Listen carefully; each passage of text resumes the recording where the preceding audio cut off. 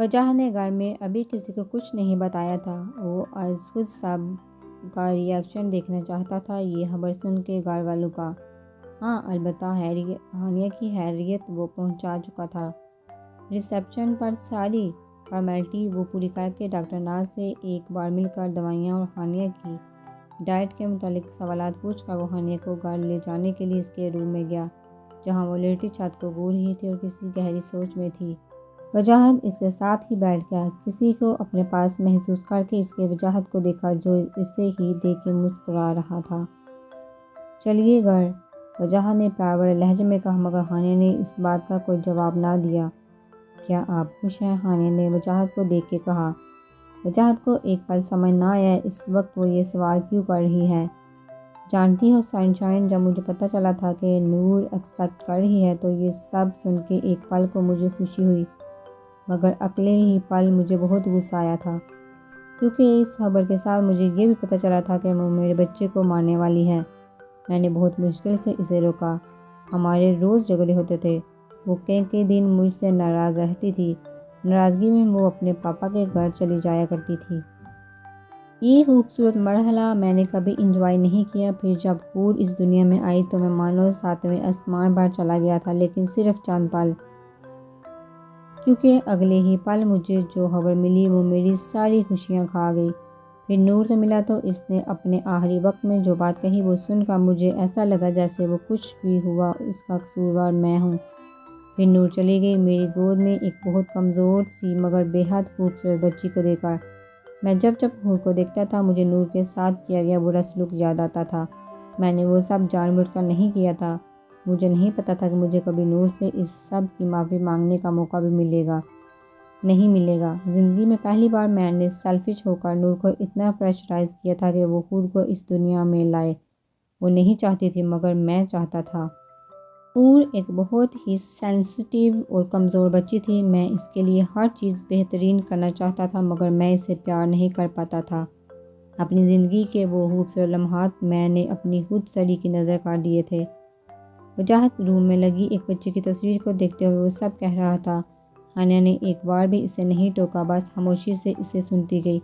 مگر تم سوچ نہیں سکتی میں آج کتنا خوش ہوا ہوں ہانیہ، میں یہ پل اور تب تک کے ہر پل کو جینا چاہتا ہوں جب ہماری اولاد ہماری گود میں آئے گی۔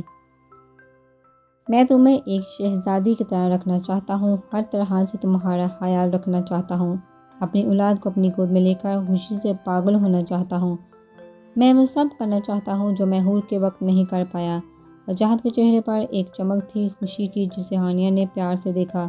مگر وجاہت، حور تو ابھی بہت چھوٹی ہے، کیا آپ کو لگتا ہے کہ میں اس حالت میں اسے وہ توجہ دے پاؤں گی جس کی وہ حقدار ہے؟ ہانیہ نے اب اپنا خدشہ ظاہر کیا تو وجاہت کو سمجھ آیا کہ وہ اتنی دیر سے کن سوچوں میں گئی تھی۔ تم دو گی اسے توجہ اور محبت، میں جانتا ہوں تم کر سکتی ہو۔ ہاں بس تھوڑی احتیاط کی ضرورت ہے، مگر تمہارے ساتھ میں ہوں، سب گھر والے ہوں گے، سب کچھ اچھا ہوگا، اتنا مت سوچو۔ میں کسی بات سے نہیں حور کے لیے پریشان ہو رہی ہوں۔ سن شائن، اپنے ملٹی ٹیلنٹڈ میاں کے ہوتے ہوئے تم پریشان ہو رہی ہو؟ وجاہت نے کالر جھاڑ کے محض اسے ہنسانے کے لیے کہا اور واقعی ہانیہ اس کی اس حرکت پر مسکرا دی۔ ہادی عالیہ بیگم کو گھر ڈراپ کر کے گاڑی ریورس کر کے پھر مین سڑک پر لے آئے۔ اس کی پرنسس اپسیٹ تھی، اسے اس کا موڈ ٹھیک کرنا تھا۔ نیلم کا موڈ کیسے ٹھیک ہونا تھا وہ اچھے سے جانتا تھا۔ مال جا کر اس نے سب سے پہلے نیلم کے لیے ایک بڑا سا ٹیڈی بیئر لیا اور ویسا ایک چھوٹا حور کے لیے، کیونکہ وہ بھی تو اس کی چھوٹی سی گڑیا تھی۔ پھر نیلم کے لیے اس نے ایک خوبصورت فوٹو فریم لیا جس کا آرڈر وہ کافی دن پہلے دے چکا تھا، مگر وہ باہر ملک سے بن کر آنا تھا تو ابھی تک بن کر نہیں آیا تھا۔ پھر جب آیا تو ہادی کو موقع ہی نہ ملا اسے لینے جانے کا۔ پرانے فریم کا گلاس نیلم ٹھیک کروا چکی تھی جس پر پرنسس لکھا تھا، مگر اب وہ فریم ہادی نے بنوایا تھا، اس پر کوئین لکھا تھا۔ عنقریب وہ اسے اپنی کوئین جو بنانے والا تھا۔ پھر کچھ اور شاپنگ کی۔ نیلم کو تحائف لینا بہت پسند تھا، وہ بھی صرف ہادی سے۔ ہادی یہ بات اچھے سے جانتا تھا۔ اس نے کچھ سامان حور کے لیے اور باقی گھر والوں کے لیے بھی لیا تھا سوائے وجاہت کے۔ ابھی تک اس سے وہ تھوڑا ناراض تھا، پھر جب وہ گھر جانے لگا تو اسے آفس سے کال آنے لگی تو وہ گھر جانے سے پہلے آفس چلا گیا۔ وجی وہاں نہیں تھا تو اس سے ہی کام ختم کرنا تھا۔ سبھی گھر والے حال میں بیٹھے ہوئے تھے۔ وجاہت نے کہا تھا کہ وہ بس تھوڑی دیر میں ہانیہ کو لیے گھر آ رہا ہے۔ شان صاحب کو ہادی گھر بھیج چکا تھا اور دادو کو بھی عالیہ بیگم نے ہانیہ کی طبیعت کے بارے میں مختصر بتا دیا تھا۔ نیلم حال میں ادھر سے ادھر ٹہل رہی تھی، اس کی نظر صرف دروازے پر تھی۔ ان سب سے بیگانہ حور اپنے کھلونوں میں مصروف تھی۔ وہ اپنے آپ میں خوش رہنے والی بچی تھی، کسی کو بھی زیادہ تنگ نہیں کرتی تھی۔ ہاں بس اپنے ماما کے معاملے میں وہ بہت پوزیسو تھی، اپنے پاپا کی طرح۔ وجاہت ویسے تو پہلے ہی کال کر کے بتا چکا تھا کہ ہانیہ ٹھیک ہے، مگر جب تک گھر والے اس سے نہ دیکھ لیں انہیں کہاں سکون ملتا۔ وجاہت ہانیہ کو لیے گھر میں داخل ہوا تو سب کو حال میں دیکھ کے مسکرا دیا۔ لو جی، ہمیں کیا پتا تھا کہ ہمارے گھر والے ہمارے استقبال کے لیے ہمارا انتظار کر رہے ہیں۔ ہانیہ کے ساتھ سبھی ہلکا سا مسکرا دیے۔ نیلم تو فوراً ہی ہانیہ سے لپٹ گئی۔ کیا ہوا چندا؟ ہانیہ نے اسے خود سے ہلا کر کے پیار سے دیکھا۔ سوری بھابھی، میری وجہ سے آپ کی طبیعت بگڑی۔ نیلم کچھ اور کہتی، وجاہت نے اسے بیچ میں ٹوک دیا۔ ایسا نہیں ہے گڑیا، تم نے کچھ نہیں کیا، وجاہت نے نیلم کو اپنے ساتھ لگاتے ہوئے کہا۔ معافی تو مجھے مانگنی چاہیے، اپنی پریشانی میں تمہیں بلا فضول ہی ڈانٹ دیا۔ وجاہت کے کہنے پر ہانیہ نے اسے دیکھا کہ اس نے نیلم کو ڈانٹا۔ نہیں بھائی وہ سب تو نیلم کچھ اور بھی کہہ رہی تھی، اتنے میں ہادی ہاتھ میں ڈھیر سارا سامان لیے گھر میں داخل ہوا۔ معافی ترافی کا سیکشن ختم کرو تم دونوں اور ہانی کو بیٹھنے تو دو۔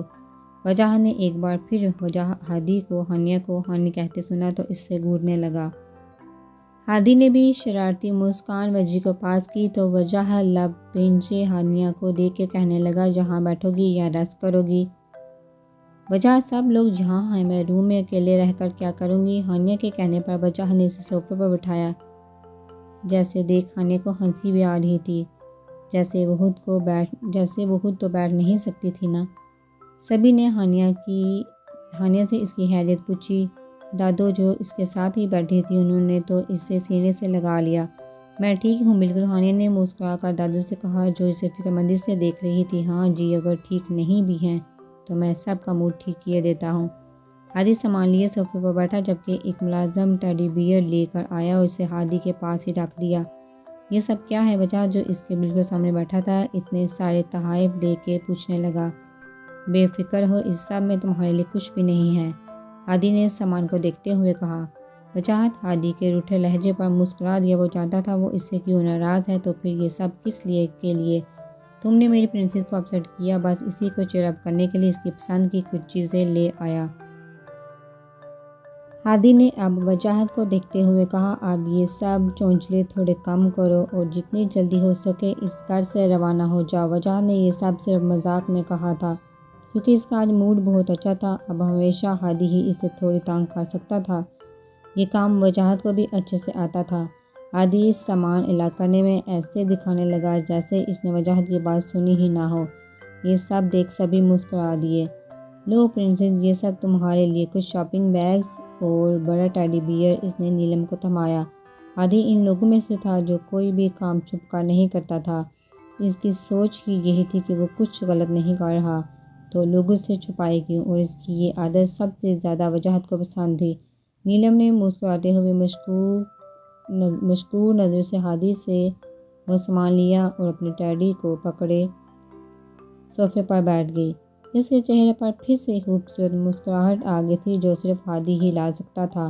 پھر ہادی نے ایک ایک کر کے سب کو ان کے تحائف دیے۔ ویسے بھی وہ ہمیشہ جب بھی کچھ تحائف لاتا تھا تو سب کے لیے لاتا تھا، میرے لیے کچھ نہیں لائے؟ وجاہت نے مسکراتے ہوئے کہا تو ہادی نے اسے دیکھ کے کہا، نہیں، میں غسیل اور اکڑو لوگوں کے لیے تحفے نہیں لاتا۔ ہادی کے بولنے پر وجاہت ہنس دیا۔ سبھی نے یہ بات نوٹ کی، آج وجاہت ضرورت سے زیادہ ہی ہنس رہا تھا، جبکہ کچھ گھنٹے پہلے کا وجاہت تو کچھ اور ہی تھا جسے ہادی، نیلم اور عالیہ بیگم نے دیکھا تھا۔ ٹھیک ہے تمہاری مرضی، مگر اب تمہیں اپنے تحائف لینے کا بجٹ تھوڑا بڑھانا پڑے گا۔ وہ کیوں؟ ہادی نے ناسمجھی سے وجاہت کو دیکھا۔ وجاہت نے پہلے ہانیہ کو دیکھا جو اسے دیکھ کے مسکرا دی، کیونکہ اب تمہیں ایک اور گھر کے فرد کے لیے تحائف لینے ہوں گے جو جلد از جلد اس دنیا میں آ جائے گا۔ وجاہت نے جس لہجے میں کہا اس سے اندازہ لگایا جا سکتا تھا کہ وہ کتنی خوشی سے یہ سب کہہ رہا تھا۔ کچھ پل تو سب ساکت رہ گئے اس کی اس بات پر، مگر پھر سب سے پہلے ہادی نے اٹھ کر وجاہت کو گلے لگایا۔ باقی سب کو تھوڑا اور وقت لگے سمجھنے میں یا یقین کرنے میں۔ تو سچ کہہ رہا ہے میں پھر سے چاچو بننے والا ہوں یا نہیں؟ اب تو میں پھوپھا بنوں گا، ہادی خوشی سے کہہ رہا تھا۔ وجاہت بھی ہنستے ہوئے سب کو دیکھ رہا تھا۔ پھر دیکھتے ہی دیکھتے سب نے ہانیہ اور وجاہت کو گلے لگا لیا۔ ہادی نے ہود کو گود میں اٹھا لیا، شان صاحب نے خوشی سے وجاہت کو گلے لگایا اور پھر محبت اور شفقت سے ہانیہ کے سر پر ہاتھ رکھا۔ سب نے انہیں مبارکباد دی اور عالیہ بیگم نے جلدی سے ملازم سے کہا کہ سب کا منہ میٹھا کروائے۔ جانتی ہو ہود تمہاری چھوٹا بھائی یا بہن آنے والی ہے؟ ہادی نے ہود کو گود میں لیے کہا تو وہ نہ سمجھی سے بس سب کو مسکراتا دیکھ خود بھی کھلکھلا دی۔ وجاہت نے ہود کو ہادی سے لیا اور اسے گلے لگا لیا۔ ہانیہ نے بھی اسے پیار کیا اور پیار سے اسے دیکھنے لگی۔ نیلم نے اپنے فون کے کیمرے سے ان کا یہ خوبصورت مومنٹ محفوظ کر لیا۔